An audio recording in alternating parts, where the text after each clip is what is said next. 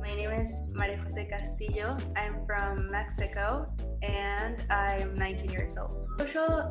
Social justice is important to me since if there's a lack of it, well, I will be affected, but also not only me, so my family, my friends, my country, and well, the whole world. And of course, if there's a lack of it, not only my present, but also my future will be affected. So that's why it's important to me. I believe that I'm most passionate about feminism, of course, because I feel like it's like one of the problems that affect me most directly and that I have like experienced through my whole life. But also like in Mexico, like the fight for ending racism in my country. So like that's a problem that not a lot of people, like not even like Mexicans, are aware about, but there's like racism towards indigenous communities and like indigenous people. And well, of course, like a problem that affects part of the society will affect all of us, you know. So that's why it's important to me. But also I believe that I try to be passionate about like all the problems around the world, like all the issues that are going on around the world, but sometimes it's hard to keep up with all of them. Well, luckily, like I haven't experienced a severe sort of or type of social injustice. But growing up in Mexico, I have like been surrounded by all like different types of social injustice. So like from, for example, in my house or like at school or like families like of my friends, like news that have like been like going on around in my country. And also, for example, like my government, you know, like right now there's a governor, a candidate for like a governor of a state here in Mexico, which like has like 5 accusations of abuse and of assault towards women. And like the president of my country like supports him and says that it's not true and that they're like lies to like that the other parties like make up like to make him like look bad. And well, like growing with like all this sort of types of social injustices has like made me like want to like stand up for myself and like for those that can like raise their voice and like fighting for what I believe in and like for what I think it's right. Yeah, so like this like violence again towards women isn't like a new problem, you know, like in a lot of countries, you know, like women have like fought for their rights and like gone through like this like sort of progress and like change of not like seeing us as less and now like having more rights. But of course, like Mexico has progressed in some things, but it like seems as if it has taken like more steps back than like forward. And well, like in the last few years, the number of social injustices like towards women, like for example, abuse, assault, like femicides, which femicides is like the homicide of a woman just because of their gender, have skyrocketed, you know. And for example, also like in the pandemic, with like quarantine and like having to be in our houses, like people thought, and I include myself in it, that like these numbers would go down, you know, like since we will not be like on the street or like all of those things. But no, like now like the numbers of domestic abuse like also like increased, and yeah, because a lot of victims were like trapped in their houses with their abuser, you know. So yeah, that's like what's going on in Mexico, like regarding feminism. I believe that like a lot of problems like in the world, kind of like the base of everything, it's like education. So for example, like a lot of like generations before me, or like even like my generation, have like grown up with like this type of like thinking of stereotypes and like gender roles and like all of those types of things. So like and which it has like created macho culture, which in Spanish is machismo. So yeah, like all of this type of things like kind of reflect on the way of like people like that express, or like the way that they treat people, or like even like, for example, little things like jokes. So it becomes like normalized, and yeah, and it just like infiltrates in everything. So for example, like in like I said, like in like the way of speaking, or like the way of expressing, and sometimes like even in laws, you know, like there's a law that it has already been reformed, but it used to be like if like a married couple wanted to divorce and they had kids, like the kids like had to go with the mother, because like that was her role, you know, like in the family. And it has changed, you know, but we can see it like reflected in everything, you know. Well, I believe that it affects mostly my safety, you know, like yeah, because for example, like, well, my mom says, or like I believe that a lot of people say here in Mexico, like there's not like anymore like a safest place, you know, like there's like a least dangerous place now.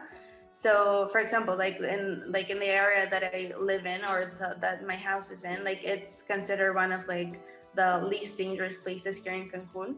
But there's like a convenience store like 2 minutes, like here, like 2 minutes like walking.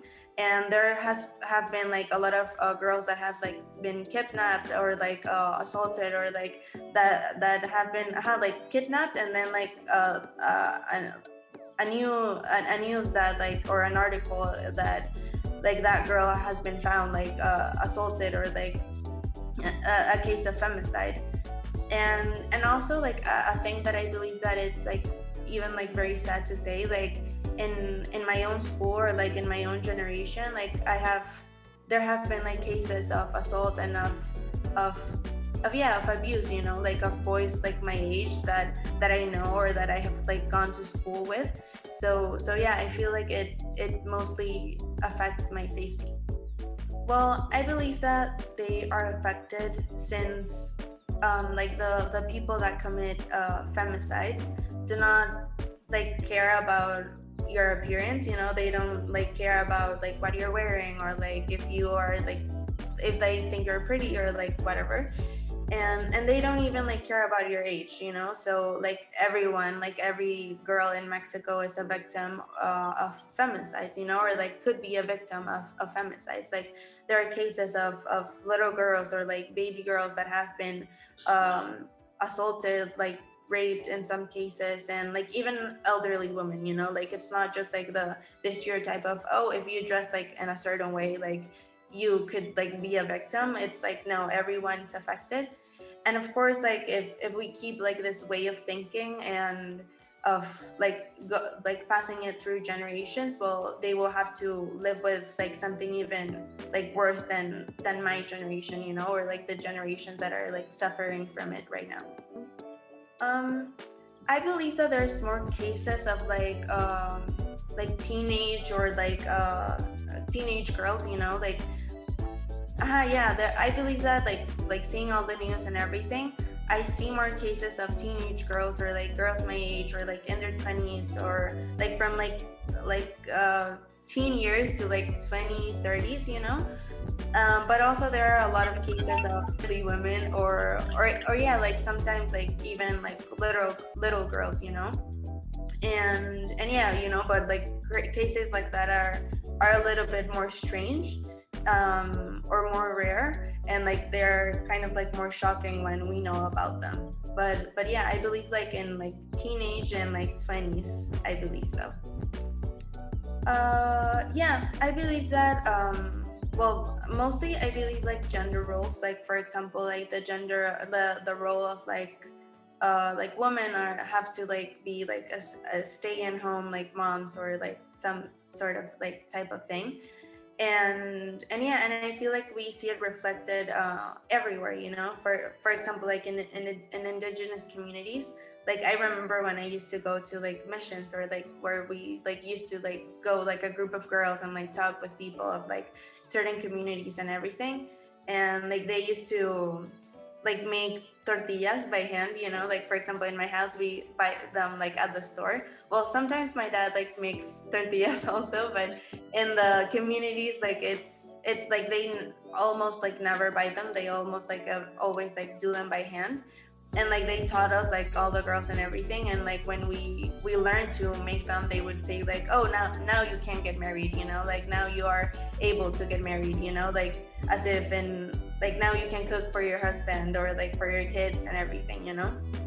And yeah, and like there were like also like group of boys that would used to like go to like this missions or like this things to meet these people, and of course they like wouldn't teach them how to like make tortillas or something like that. But also, as I said like before, we see it like reflected in laws, you know, that they're changing like through the time, or also for example in like the work environment. Like it's more probable for a man to have to like get a job than a woman, or also like if they're applying for the same job like with the same background, like it's more probable for the man to have it. Or even like if they already have it, like sometimes men like get paid more even like for the same job as a woman. I have, but as I said, like not very severe. Like at school, I believe like mostly, or even like sometimes in my house, you know, like for example, my parents like grew up with this like type of like thinking, you know. So sometimes they make comments, or like they say like sort of things, or like if I don't know, like some things, which of course they're like progressing with us. But for example, in school, I remember that we had like laboratory, you know, like in chemistry class. I'm sorry. And like when we had like we used to have like the ropes, you know, like where you put when you have like in lab. And I remember that like when we like took them off like for going to the classroom, like the professor would say like oh boys, if you don't know how like to fold them, like give them to the girls. Or like if oh now like boys, let's come and like let's chat here while the girls like clean everything that we used, or like some sort of like types like that, you know.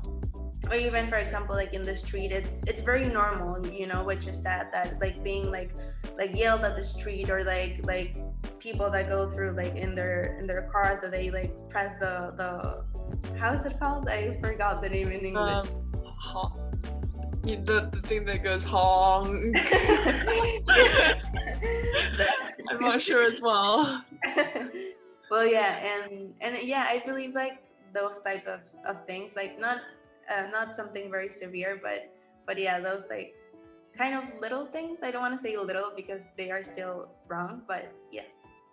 Yes, I believe that even like with my parents, like when we eat or like in dinner, like at breakfast, it's like a very very very common subject. Like I believe that it's something that I see on social media every single day, you know, like a new case, or like a new sort of like type of information, or everything, you know. Like it's, I believe like there's not even a week that I don't speak about this subject. It's so like it occurs very like every day, or like very repeatedly, or like there are a lot of cases that it's something that it's like it's not even an option like not talking about it, you know, since we see it like everywhere.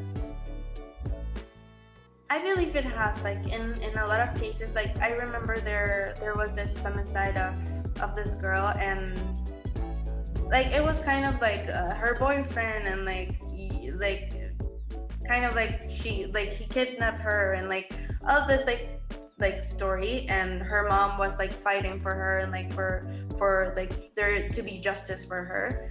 But yeah, like the media, and like mostly like the government, like it makes like the media like turn it to like another like sort of thing, you know, like oh the mother is like crazy, or like oh the mother like doesn't know like about it, or like the mother just doesn't want like this like it's with like the other party like of the government, you know, like against the government. So yeah, and like in that case, like the mother of the victim like also like was killed, and there was never justice towards the victim or the mother. So yeah, I like there's a lot of cases like that, just one of a million, that media and like influenced by the government, I believe, or sometimes like by the person that is responsible for the femicide, just brush it off. So yeah. So like in a more personal like perspective of progress, like as I said, like also like cases of this have happened in my school, or like in my generation, or like around people that I know. And like throughout the years, like I remember like comments that boys in my class would like made about feminism, or about girls that like had gone through something like hard regarding like all of these problems. And yeah, and it was like very sad hearing them like say all those things. But in the last few years, like with all this movement like growing and growing and growing, I have seen them like change their perspective in it, and like be with it, you know, and like understand it, and like being like part of it, which is very like happy, you know, like seeing boys that you thought like would never ever change or like support like a girl, and now like seeing them like being like a part of it, you know, and like being interested in it. And also, for example, like in laws, you know, like recently, like in the last year, I believe, or like few years, like this law was created, which is called La Ley Olimpia, which like translates to like the Olympia law, which is like a girl, a name of a girl. But like this law protects girls that shared like with somebody, or like sometimes didn't even share with somebody, like private photos, and like then like this private photos would like be shared or like published with a lot of people. And yeah, like it used to be seen like, oh, if a boy like did like share these pictures, the boy like was okay, you know, like he did like a boy thing, you know. And like the girl, like the reputation of the girl was like just like in the floor, you know. But like now, of course, it has changed, you know, and there are a lot of cases that now happen, and like this happens, like a boy shares or somebody shares the intimate photos or private photos of a girl, and now they can go to jail. Well, I think that well, in my country, mostly I have just gone like to one protest, because like when they started happening here in Cancun, like my parents like wouldn't let me go because like regarding like safety issues. But like I have gone to like protests, and also like I have talked about the problem, or like the subject, like in school, or like with girls. We have like done sort of like activities, well, not like activities, but like informed other people, you know, or like through social media. Like I stay informed, and I also like share information that I believe is important, and like what's happening in the world. And like something that I believe that it's like one of the most important like things, or like basis in everything, which is like education. Like I kind of have like transmitted, or like like the information or like knowledge that I know regarding like this problem, I have like shared it with other people, you know, like with my family, like for example, like with my parents, which sometimes it's hard to like change your like the way of thinking of somebody that's already like a grown up. But yeah, so like for example with my parents, or like with my friends, or yeah, like people like that. So that's what I believe that I have done. And well, also recently I wrote an article with the foundation of Malala. So yeah, so that's some of the things that I have done. I believe that yeah, like the most important thing, or like in like we can see, like in the things that we can see change, is like staying informed and educating like ourselves. So sometimes it's very hard, you know, if you're like across like the other side of the world, like helping like another country. But by staying informed and like trying to do some of the changes like in your country, you know, if you are from like another country like that like doesn't suffer so much from like this type of problem, you maybe like can learn of it and like apply it in your own country. So like this type of thinking won't like continue growing, and like more people will know about it. Like I know that I have a friend that like lives in Canada and is from Mexico, and she tells me that when she like tries to explain this sort of problems to her friends, like they they don't understand it, and like they kind of like can't believe it, because sometimes it's like very, very harsh things, or like a very harsh subject. But yeah, so I believe like by staying informed, we can like continue like progressing, like not only like in our country, but like in the whole world. So I believe that that's the most important thing. I believe that is all of the questions. So thank you so much again for doing this interview, and it was nice talking to you. Thank you. Thank you for having me.